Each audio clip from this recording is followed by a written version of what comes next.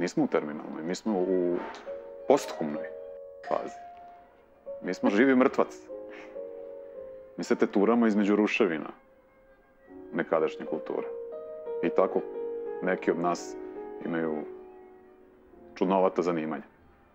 Pa smo u izvesnom smislu arheolozi.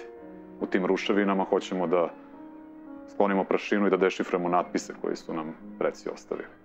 Ne znam da me razumete, hoću metaforički da se izražavam. Da, ja mislim da je ta lešina nekada slavne evropske kulture tresnula po podu u 20. veku onako, na različitim nivoima i da su sad crvi već uveliko ušli i tu telesinu proburazili i pojeli i da mi kojima je dosuđeno da živimo, da se rodimo u ovom vremenu, nalikujemo na stanovnike Zapadnog Rimskog carstva iz 5. veka nove ere.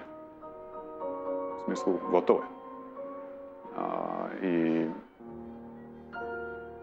to je situacija koja ima sa sadržaj u sebi, osim pomalo ove morbidnosti ovih slika koje ja koristim, ima u sebi neku uzvišenost. Tragičnu uzvišenost, jer je na neki način ima neku posebnu estetsku čar. Posmatranje pada i sunovrata nečega što je nekad bilo veliko i lepo.